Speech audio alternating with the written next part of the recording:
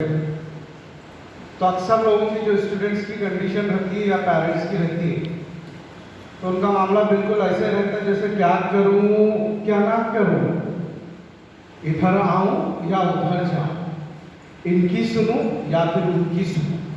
हजार सवाल, मगर ताजुब इस बात का है कि आपको सिर्फ एक जवाब ढूंढना है। वो जवाब जो आपकी पूरी जिंदगी बदल दे, वो जवाब जहाँ पे आपको सोसाइटी में रिस्पेक्ट, सोसाइटी में आइडेंटिटी और सोसाइटी में आपको पैसा मिले। तो इसके लिए आपको मेरे को दो तीन बातों को जहन में रखना है। वो ये बात जहन में रखना है कि अगर आप पूरे इंडिया लेवल के ऊपर देखते हैं, यानी पूरी इंडिया के अंदर देखते हैं, तो शकील भाई से मैं सवाल करता हूँ कि एशिया का नंबर 1 सीमेंट प्लांट कहाँ है, तो ऑब्वियसली आपका जवाब आता है वो साहब जो है शाहबाद के अंदर ही। तो जब शाहबाद के अंदर से एक एशिया का नंबर 1 सीमेंट प्लांट आपको पूरी दुनिया के अंदर अवेलेबल है, तो अगर आज आप जितने भी यहाँ स्टूडेंट्स मुझे सुन रहे हैं, चाहे लड़कियां रहो या लड़के रहो या पेरेंट्स रहो, आप ये डिसाइड करके यहाँ से उठिए कि इंशाअल्लाह ताला हम यहाँ से जाने से पहले अपने बच्चों के ताल्लुक से या अपने ताल्लुक से ये काम इतना जरूर करेंगे कि न्यूज़पेपर के अंदर न्यूज़पेपर पढ़ने वाले नहीं, बल्कि इंशाअल्लाह न्यूज़पेपर में न्यूज़ छपने वाले भी नहीं, वो अपने अचीवमेंट से, अपने कामयाबी से। अब सवाल आता है ऐसे कौन लोग हैं, किस किस्म के लोग हैं, तो आपको जवाब मिलता है इमाम गजाली रहमतुल्लाह अलैह की जिंदगी से। इसी तरह जवाब मिलता है अगर आप कुरान की स्टडी करते हैं, अल्लाह के रसूल सल्लल्लाहु अलैहि वसल्लम की सीरत का मुताला करते हैं, तो आप देखते हैं कि यहूदी के ताल्लुक से कहा जाता है कि वो 100, 200, 300 साल प्लानिंग करते हैं। इसी तरह दूसरों के बारे में देखें तो 50-25 साल की प्लानिंग करते हैं। ये हकीकत है, फैक्ट है, रियलिटी है। मगर दूसरी हकीकत जो मेरे को और आपको इस्लाम सिखाता है, अल्हम्दुलिल्लाह हमारा जो इस्लाम जो है पैदा होने से पहले लेकर पूरा मरने तक की प्लानिंग और मरने के बाद की प्लानिंग अल्हम्दुलिल्लाह इस्लाम देता है। तो बेटा इस लिहाज से मेरी और आपकी ज़रूरत ये है, या मेरी और आपकी जिम्मेदारी ये है कि हम हर हमारे ज़िंदगी का एक लम्हे का प्लान हमारे पास है। यही बात अगर आप सूरज ज़िलज़ाला ये जो आप पढ़ेंगे तो आपको समझ में आ जाएगा कि अल्लाह ताला एक एक लम्हे का हिसाब भी लेगा। तो यहाँ आपको और मेरे की जो ज़िंदगी गुजारना है, वो ज़िंदगी आने वाली ज़िंदगी ऐसी इस लेवल पे शान होना कि हम बोले तो बोले जैसा न्यूज़पेपर से लेकर टीवी चैनल तक ये आपके स्टेटमेंट्स को अपना हेडलाइंस बना। तो ऐसे कब होगा, किस वक्त मुमकिन हो सकता है? ये उस वक्त मुमकिन हो सकता है जब आप अपने और मेरे यानी ख्यालात का जायजा। अब अगर मैं आपसे सवाल करा बेटा आपके जहन में रोजाना कितने ख्याल आते होंगे, तो जाहिर बात है कुछ बच्चे बोलते हैं 100 ख्याल आते हैं, कुछ बच्चे बोलते हैं 200 ख्याल आते हैं, कुछ बच्चे बोलते हैं 50 ख्याल आते हैं। इंसान की जिंदगी के अंदर अगर आप देखेंगे रोजाना कम से कम साइकोलॉजी के रिकॉर्ड और साइकोलॉजी के हिसाब से 55,000 ख्याल आता, यानी एक इंसान के जहन में 55,000 thoughts they appear in a day. जब एक दिन के अंदर 55,000 आपके और मेरे जिंदगी के अंदर ख्यालात आते हैं, तो इन पूरे ख्यालात को अगर माँ बाप बाज़ाब्ता प्लानिंग के तहत, स्टूडेंट बाज़ाब्ता प्लानिंग के तहत एक मकसद दे देता है, तब वो मकसद के अंदर इंशाल्लाह आसानी से कामयाब हो सकता है। इसी बात को जहन में रखकर अब आप अपना जायजा लेना कि मैं किस किस्म का लड़का हूँ या किस किस्म की लड़की हूँ। तो ओवरऑल साइकोलॉजी के हिसाब से हम देखें, यहाँ माएँ खासकर या फिर वालिदैन अपने छोटे बच्चों को जब आप वो पैदा होते 2-3 साल के बाद जब उन्हें चलना शुरू करते, बात करना शुरू करते हैं, आप इन पे ऑब्जर्व करेंगे तो तभी आप ऑटोमेटिक प्लानिंग शुरू कर लेते हैं। वो कैसा करते हैं कि दुनिया के अंदर पूछा गया कि कितने इंसान पाए जाते हैं, कितने किस्म के पाए जाते हैं, तो दुनिया के अंदर टोटल 39 यानी 39 टाइप ऑफ पर्सनालिटीज इस दुनिया के अंदर पाए जाते हैं। ये 39 पर्सनालिटीज को फिर सेक्शंस के अंदर डिवाइड किया गया, 3 सेक्शंस के अंदर डिवाइड किया। 3 सेक्शंस के अंदर जब इनको डिवाइड किया गया, अब ये जो मैं नेक्स्ट पॉइंट बता रहा हूँ ये माँ की भी जिम्मेदारी है, वालिद साहब की भी जिम्मेदारी है कि इस पर गौर करें। क्योंकि अगर आप सोचें कि मेरा बेटा इंशाअल्लाह फलां इंग्लैंड के अंदर यूनिवर्सिटी का प्रोफेसर बनेगा, तो इंशाअल्लाह ताला से 10 से 12 साल के अंदर बन सकता है।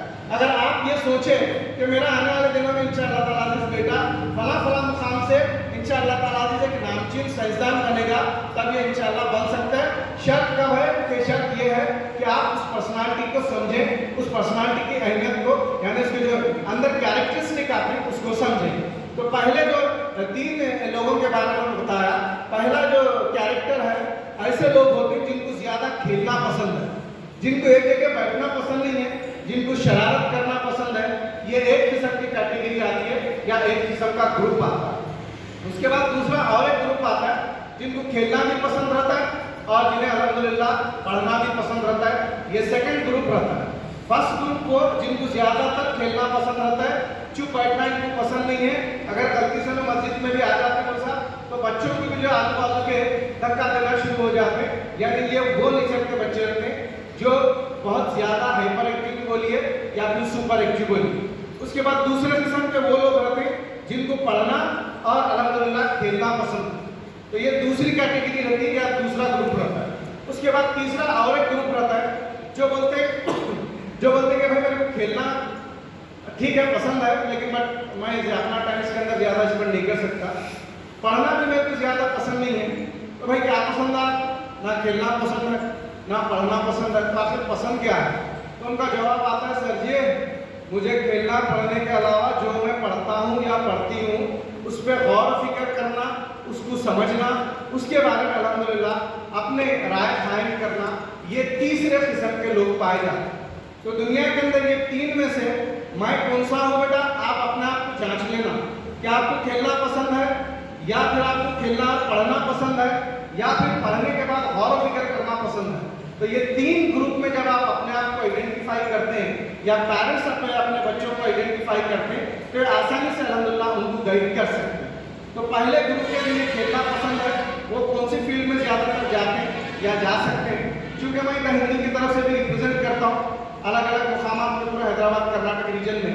तो ये अल्हम्दुलिल्लाह ये मौका मेरे को मिल रहा है, तो मिल रहा है तो वहाँ पर मैं हर वक्त यही करता हूँ कि कोशिश स्टूडेंट्स को ज़्यादा से ज़्यादा इंटरेक्ट करके हम उनके हिडन टैलेंट्स को पहचानने की कोशिश करें। क्योंकि अब टाइम यहाँ बहुत ज़्यादा कम है, इस लिहाज से खाली मैं आपको ब्रीफली फील्ड्स के बारे में इंशाल्लाह बताऊँगा, फिर मैं अपनी जगह ले लूँ।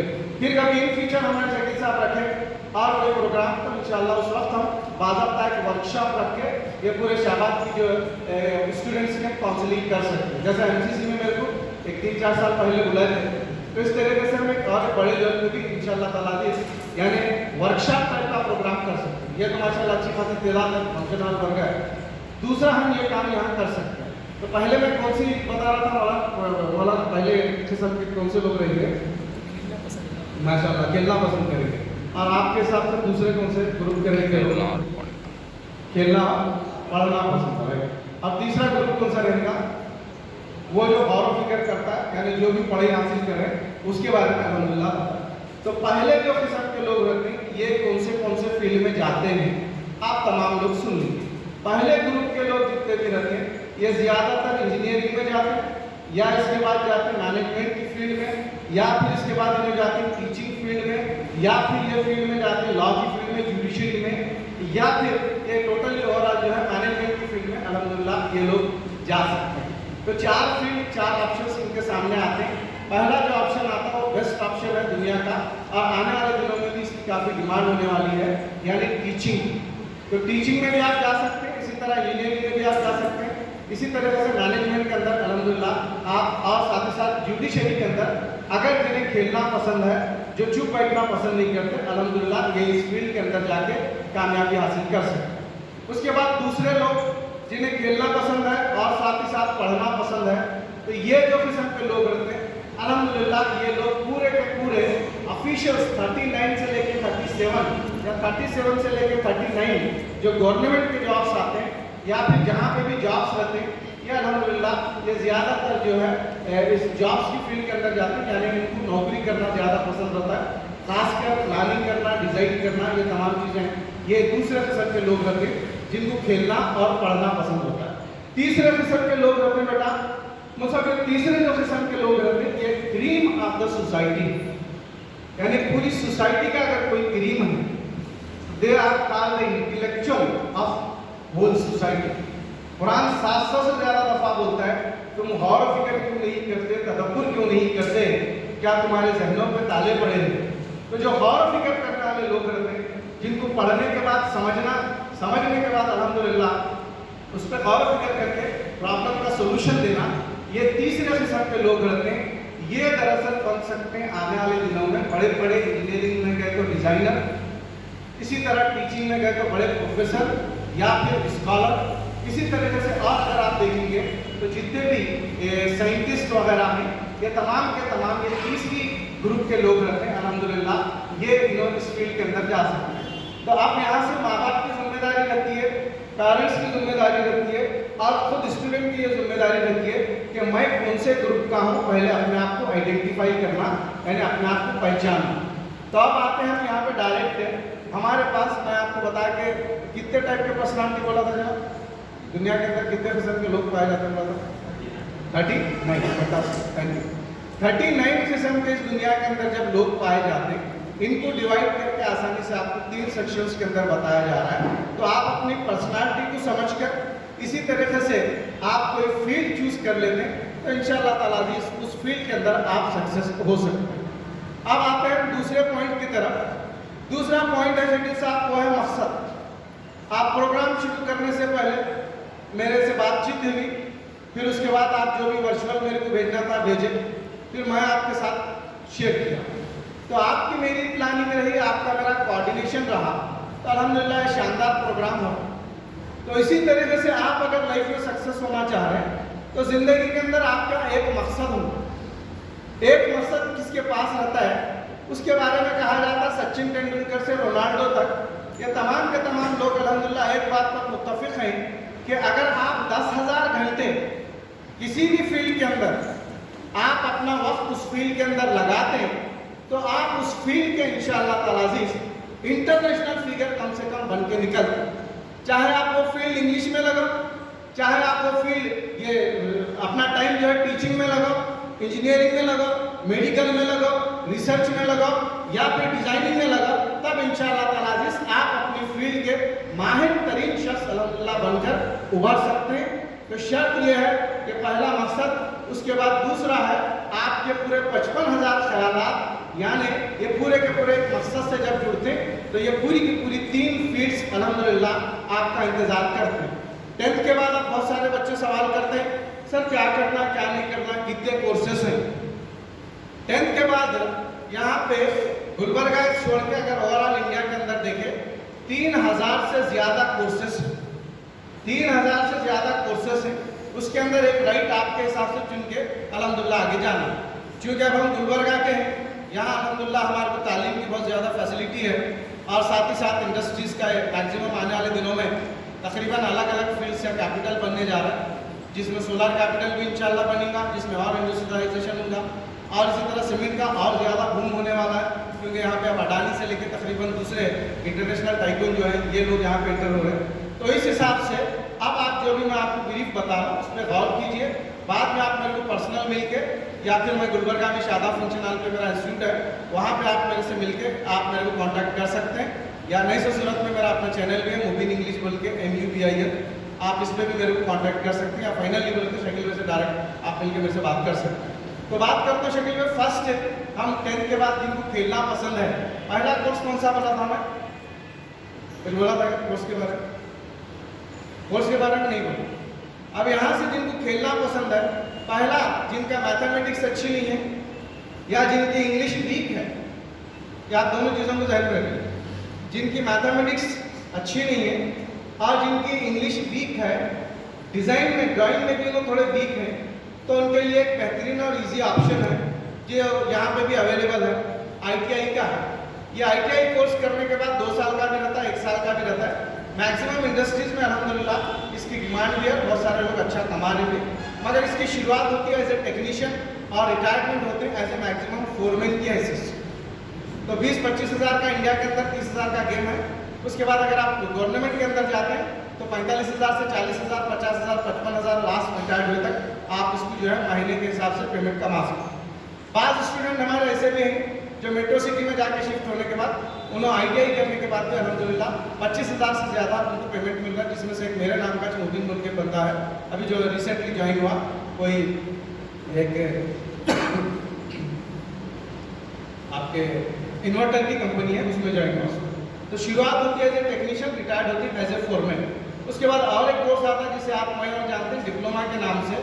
यहाँ से मैं जहाँ कॉलेज में काम करता हूँ बिल्कुल करीब है शेट्टी में, मगर मैं आपको बताना चाह रहा हूँ डिप्लोमा में एडमिशन लेने से पहले पूरे पेरेंट्स और पूरे खासकर माएँ और वालिद साहब कि आप अपने बच्चे के अंदर 3 क्वालिटी देख कर ही आप डिप्लोमा में एडमिशन दिलाइए।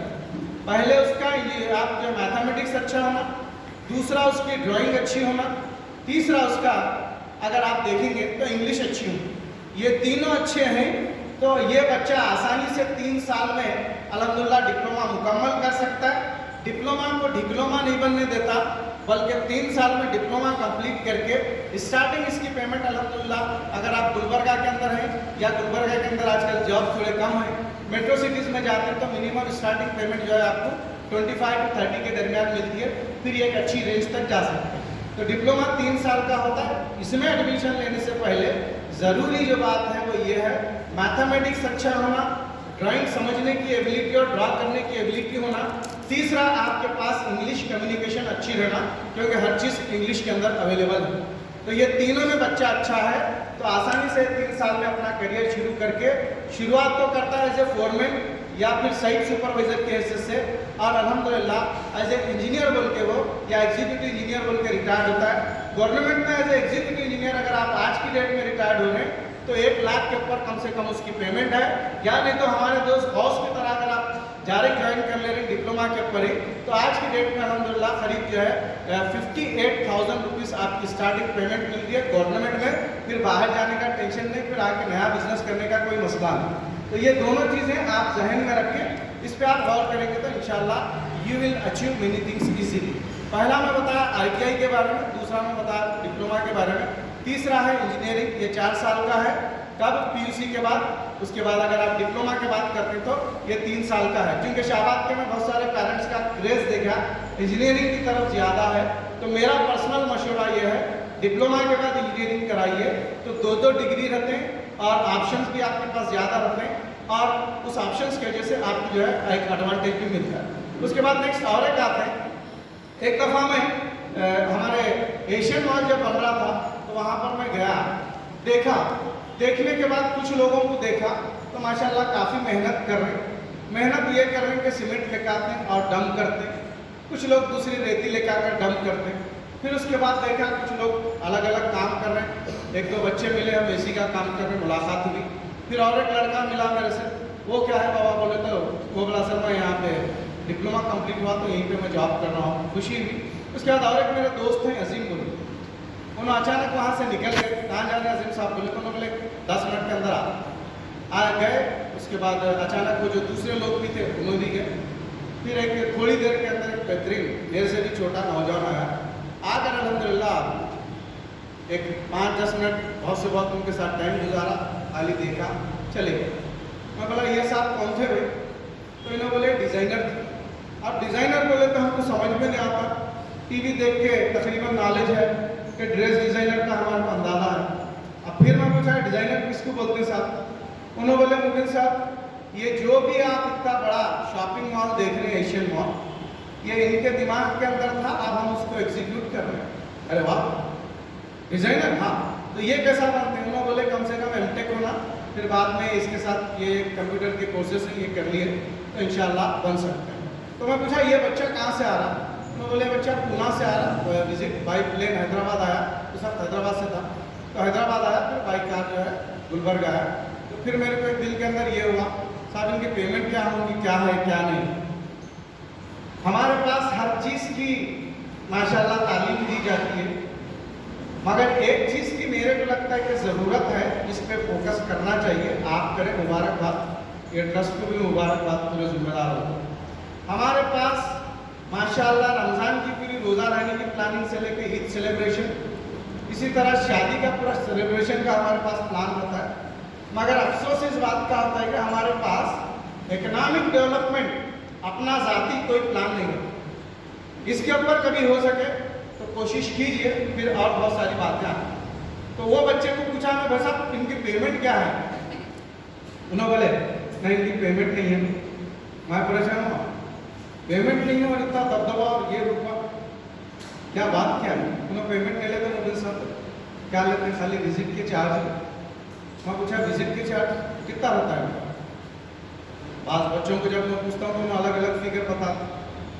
फिर मैं पूछा क्या है? जाने छोड़ो, मैं बाद में बात करेंगे ना, क्यों इस बार मैं बोला नहीं बाबा, गाइड करने का रहता तो मैं स्टूडेंट्स को बोलना पड़ता, इसलिए बोलना पड़ता है कि एक बच्चे को इम्पोर्टेंट से इम्पोर्टेंट पेपर अगर आप दिए तो वो आसानी से 5-10 मिनट के अंदर फाड़ के उसके पूरे तकरीबन टुकड़े कर देते, उसको खाली 50 रुपये की नोट देखिए कभी फाड़ के क्या देखिए, सारी बात नहीं फाड़, तो उसको समझ में आती है इकोनॉमिक लैंग्वेज। तो इस हिसाब से मैं वो चाहता हूँ कि आप मेरे को बोलिए। तो मैं बोले ये एक लड़के के नौजवान की जो खास ये पेमेंट रहती है बहुत कम है, आम जुबान में 14 लाख रुपए ने एक विजिट के लिए। वाह, ये यस। तो आप भी डिजाइनर बनने के बारे में सोच सकते हैं। अगर आपके नेचर खेलना पसंद है, आपको चुप बैठना पसंद नहीं है, मैथमेटिक्स में, इंग्लिश में अगर आप हैं तो इंशाल्लाह ताला से ये लेवल तक अगर वहाँ पहुँचे तो फ्यूचर इंशाल्लाह आपका ब्राइट हो सकता है।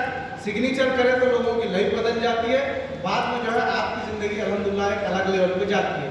तो ये उम्र पे प्लानिंग कीजिए, इंशाल्लाह इट विल बी गुड। और कितना टाइम है शेकिल भाई? क्योंकि मेरे को 3 सेक्शन 2 कवर करना है इसलिए। हाँ, बड़ा सख्त कमज़ोर कंधों पे बड़ा जोर बोलते हैं, वैसा है। कोशिश करता हूँ, बहुत सारे ऑप्शंस हैं। मेरी गुजारिश ये है कि कभी वर्कशॉप टाइप में रखिए, या नहीं तो कभी गुलबर्गा है तो हम मुलाकात करेंगे, वहाँ जो जो चीज़ें हैं मैं आपको यहाँ देता हूँ, वो पूरा एक शाबाद के अंदर काम कर सकते। आप यकीन मानिए कितने भी मैं शाबाद के मेरे स्टूडेंट देखा हूँ, दे हैव अचीव्ड, हम जिंदगी के अंदर बहुत कामयाब हुए हैं। तो मेरी आपसे गुजारिश है, अगर आप उनको और ये जैसा आप डायरेक्शन की शुरुआत करें, इसको और आगे लेके जाएंगे तो और इंशाल्लाह फायदा रहेगा। तो सेकंड बात कर रहा था मैं, वो सेकंड कैसे पर्सनालिटी के लोग बोला था जी, खेलने वाले और हाँ, जिनको खेलना पसंद और पढ़ना भी पसंद है। 50-50 का हिसाब है, ब्रिटानिया 50-50 की बात नहीं है, नेचर 50-50, खेलना भी पसंद है साहब, काम भी पसंद है। तो ऐसे पूरे के पूरे लोग जो है माशाल्लाह ज़्यादातर ऑफिशियल्स में जाते हैं, चाहे वो ऑफिशियल्स प्राइवेट का रहो या चाहे ऑफिशियल्स अल्हम्दुलिल्लाह गवर्नमेंट का रहो। तो यहाँ पे और एक जो 10 साल आने वाले दिनों में पूरे इंडिया के अंदर, पूरे एशिया में खासकर इंडिया लीडिंग फील्ड के अंदर जिसमें जा रहा है वो हेल्थ सेक्टर। आने वाले दिनों में इंडिया और बूम करेगा हेल्थ सेक्टर में, खासकर कोरोना के बाद हेल्थ सेक्टर में बहुत ज़्यादा अपॉर्चुनिटीज़ हैं। 10 साल तक तो इसका बूमिंग सिस्टम इस हिसाब से कि बूम होते ही नहीं। तो इसके लिए अगर आप मेडिकल फील्ड में जाने का सोचे हैं तो मेरी गुजारिश ये है बेटा कि मेडिकल फील्ड में जाने से पहले आप खास कर देखिए, अक्सर बच्चे राइटिंग में बहुत ज़्यादा नंबर ले लेते हैं। हमारे दोस्त मतीन पूछ रहे थे, उनके बेटी के तारुफ से थोड़ी देर पहले, तो यहाँ पे अक्सर बच्चे राइटिंग का जो है नंबर काफ़ी 90, 95 ये सब लेते हैं। मगर अनफॉर्चुनेटली यही बच्चे जब नीट में आते हैं तो इनके नंबर पूरे सुधर जाते हैं, कम होते हैं। ऐसा क्यों होता है, क्या वजह से होता है? तो स्टेट लेवल का जो सिलेबस का क्वेश्चन आंसर पैटर्न है, ये राइटिंग का है, आपकी मेमोरी के हिसाब से आप उसको अल्हम्दुलिल्लाह लिख सकते हैं, आंसर दे सकते हैं। मगर नीट का जो एग्ज़ाम का कंसेप्ट है वो लिखने पढ़ने के याद करने के हद तक का नहीं है, बगैर समझे के या फिर समझे। ये नीट का जो कंसेप्ट है वो पूरे का पूरा अंडरस्टैंडिंग बेस है और बुक बेस है।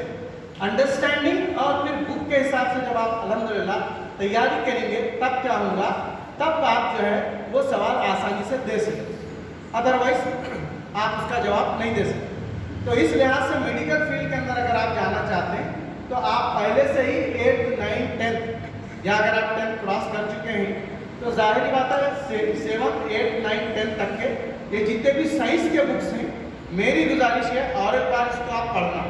अगर आप सेल्फ लर्निंग की तरफ पढ़ेंगे तो आपका कंसेप्ट डेवलप होगा, आपकी समझ में ज़्यादा आएगा, तब आप आसानी से नीट में इंशाल्लाह कामयाब हो सकते। तो नीट में कामयाब होने के लिए आपको क्वेश्चन आंसर पैटर्न नहीं है, बुक और अंडरस्टैंडिंग और इंटेलिजेंस डिसीजन मेकिंग का ये पूरा मिक्सचर है। इसके लिए ज़रूरी है कि आप अपने बेसिक की तरफ जो है ज़्यादा समझ के अगर आप आगे बढ़ेंगे तब इंशाल्लाह ताला इस मेडिकल फील्ड के अंदर भी जा सकते हैं। मेडिकल फील्ड में जाने के लिए बहुत सारे उसके डिटेल्स हैं, फिर इंशाल्लाह कभी हुआ तो मैं आपके साथ डिटेल बता। अब मेन जो मेरा मुद्दा रहा था वो है गवर्नमेंट जॉब्स का। गवर्नमेंट जॉब्स के 37 डिपार्टमेंट, 37, अब 39 भी है, थोड़े बहुत इक्का दुक्का कम भी होंगे। तो 39 में बैंक तो आप गए होंगे, जब आप बैंक गए होंगे तब आप वहाँ क्या क्या देखते हैं, क्या नजर आता आप लोगों को? आप डरिए मत, मेरे से नॉट गप्पा, क्या नजर आता है? उठे ना सर, हाँ स्टैंड अप डरिए, आप कुछ करो, उठिए, शर्मा कर रहे, आप बैंक जाते हैं तो क्या नजर आता है? इधर बड़े हैंडसम लग रहे, सोने लग गया। बैंक जब जाते हैं क्या आप देखते हैं? आपको अगर ये बैंक है, हम इनकी ले क्या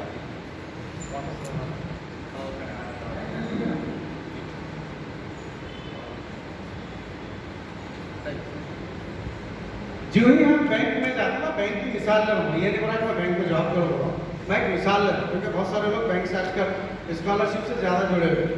तो ये हिसाब से जो ही हम बैंक में जाते हैं तो पहले क्या नजर आता है, ये टाइट ठहरा हुआ आदमी, एक सिक्योरिटी गार्ड है। उसके बाद जो ही आप अंदर जाते हैं, कैश काउंटर भी रहता है, उसके बाद स्लिप काउंटर भी रहता है, ये अलग अलग रहते हैं। इसी तरीके से एक और एक काउंटर रहता है जहाँ पे एक साहब बैठे हुए रहते हैं या एक कोई लेडीज बैठे हुए रहते हैं, जिनकी सिग्नेचर होने के बाद बहुत सारे काम आसानी से हो जाते हैं। तो वो जो अंदर बैठे हुए रहते हैं वो प्रोबेशनरी ऑफिसर रहते हैं, जो डिग्री के बाद अल्हम्दुलिल्लाह आप अगर इसमें गए तो आप बैंक मैनेजर की पोस्ट हासिल कर सकते हैं। इसी तरह वहाँ सुपरिटेंडेंट का रहता है, असिस्टेंट मैनेजर भी रहता है, कैशियर भी रहता है, एफडीसी भी रहता है, एसडीए भी रहता है, उसके बाद कंप्यूटर ऑपरेटर भी रहता है। ये तमाम के तमाम पोस्ट हर डिपार्टमेंट के अंदर आपका इंतजार कर रहे हैं और 37 डिपार्टमेंट टोटल ये पाए जाते हैं। ये डिपार्टमेंट्स में जॉब हासिल करने के लिए अब पीयूसी क्राइटेरिया है, पीयूसी अगर आप पास हैं तो आप ये पूरे के पूरे जॉब इंशाल्लाह आसानी से हासिल कर सकते हैं। जिस तरीके से रिसेंटली गुलबर्गा से मेरे खास भांजे साहब हैं फैसल बोल के, गुलबर्गा के उन्होंने फर्स्ट मुस्लिम लोको पायलट बने। उन्होंने जब मेरे पास ट्यूशन आते थे 10th में, तभी जो उनका माइंडसेट था कि मेरे को मैकेनिकल करना है, मैकेनिकल के बाद जो है मेरे को किसी तरीके से भी जो है ट्रेन के इसके अंदर यानी रेलवे में जॉब हासिल करना है। वो बच्चा BE कर लिया, BE करने के बाद जो है कंटिन्यू 2 से 3 साल 2 साल तक जो कोशिश करा, आज अल्हम्दुलिल्लाह as a loco pilot Bijapur के अंदर वहाँ पे जॉब कर रहा है। तो ये पूरे 37 किस्म में 37 डिपार्टमेंट में हर लड़के के लिए और हर लड़की के लिए अल्हम्दुलिल्लाह पूरे जॉब पीयूसी के बाद से लेकर डिग्री तक पूरे के पूरे अवेलेबल हैं। आप इन बारे में अल्हम्दुलिल्लाह इसके बारे में आप सोच सकते हैं। और एक आजकल बहुत चर्चा चल रही है जिसके बारे में हम कोई बात भी कर रहे हैं, हम 8 बच्चों को अडॉप्ट करके हमारा भी काम शुरू करे हैं, वो कॉम्पिटिटिव एग्जाम्स का है। कॉम्पिटिटिव एग्जाम्स यानी IAS KS ऑफिसर का। ये IAS KS ऑफिसर के बनने के लिए क्या पढ़ना पड़ता है? आपको बहुत ज़्यादा पढ़ने की ज़रूरत नहीं है। आप BA करे हुए हैं, BE करे हुए हैं, BSc करे हुए हैं या फिर आप जो है BCom करे हुए हैं, या आप पूरे कोर्सेस अल्हम्दुलिल्लाह करके ये 15 साल की पढ़े अब 1 साल एक्स्ट्रा हो रहा है, यानी डिग्री के बाद अल्हम्दुलिल्लाह आप ये इसके अंदर दाखिला ले सकेंगे। दाखिला नहीं, आप इसका डायरेक्ट एग्ज़ाम दे सकते हैं। फर्स्ट इसका जो एग्ज़ाम्स होता है पीयूसी के बाद का ज़्यादा टफ नहीं रहता। मेरा मशवरा है इसके बारे में भी आप एग्ज़ाम्स देते रहिए अगर आप कॉम्पिटिटिव एग्ज़ाम्स के बारे में सोच रहे हैं। अब चूँकि यहाँ लड़कियाँ हैं तो मैं 1-2 बात में लड़कियों के ताल्लुक से बोल के इंशाल्लाह ये एग्ज़ाम का आपको डिटेल बता के अपनी जगह लेता हूँ। एक दफ़ा क्या होता है, दिल्ली के अंदर एक रिक्शे वाले साहब आते हैं, उनको बेटी पैदा हुई रहती है तो लोग मुबारकबाद देते रहते हैं और बाद लोग अफसोस भी करते हैं, अरे साहब क्या बेटी हो गई, तो क्या करेंगे आगे क्या नहीं। वालिद साहब मुस्कुराते हैं, ये अल्लाह का मामला है, मेरा नहीं है और अल्लाह मेरे लिए बेहतर चुना है तो मैं खुश हूँ। बहरहाल वो बच्ची बड़ी हो जाती है 5 साल की, उससे पहले उसकी वालदा का इंतकाल होता है तो वो बच्ची को एडमिशन दिलाते हैं उर्दू मीडियम स्कूल में। जो ही उर्दू मीडियम में स्कूल में एडमिशन के लिए लेकर जाते रहते हैं, लोग बोलते हैं क्या कर रहे हैं आप तो रिक्शा चलाने वाले हैं। पढ़ने के बाद फाइनली ये बच्ची को जो है वही किचन संभालना है। वालिद साहब बोलते हैं हाँ मुझे मालूम है इसे किचन संभालना है, लेकिन एक वालिद होने के नाते मेरी जिम्मेदारी है कि इसे बेहतरीन तालीम देना। तो लोग खामोश हो जाते हैं। बहरहाल वो बच्ची को एडमिशन दिलाते हैं 10th में। 10th ये फर्स्ट से लेकर 10th तक बच्ची 10th पास हो जाती है। फिर पीयूसी सेकेंड ईयर आर्ट्स है, पीयूसी फर्स्ट ईयर आर्ट्स में एडमिशन लेती है, सेकेंड ईयर भी कंप्लीट होता है, तब उसे स्कॉलरशिप मिलना शुरू होता है। उसके बाद बीए कंप्लीट होता है, बीए के बाद जो ही रिश्तेदार आते हैं, आने के बाद बोलते हैं कि अब बच्ची की उम्र हो गई है, इसकी शादी करा देना चाहिए। तो उन बोलते हैं ठीक है मैं भी रेडी हूँ, मेरा भी ग्रेजुएशन हुए, लड़का ढूंढो। बेटा ये आसाम के अंदर प्रॉब्लम आई थी 1980 के पीरियड में, जब मुस्लिम लड़के शादी किसी और से करना तरजीह दे रहे थे। उसकी वजह ये थी कि मुसलमान लड़के पढ़ते नहीं थे और लड़कियां ज़्यादा पढ़ने की वजह से इम्बैलेंस हो रहा था सोशल। इसका मतलब ये नहीं कि लड़कियों को सजा दी जाएगी, इसका मतलब ये कि लड़के अपना बैलेंस नहीं कर पा रहे। तो वो प्रॉब्लम अब आप देखते हैं, तो अब गुलबर्गा के अंदर से लेकर तकरीबन लड़कियां ज़्यादा पढ़ रही हैं। तो अब ऐसे सिचुएशन में क्या करना, अब लड़कों की जिम्मेदारी रहती है आप भी इसकी तरफ ध्यान देना। माशाल्लाह शाबाद का तो एक अच्छा बेहतरीन रिकॉर्ड है।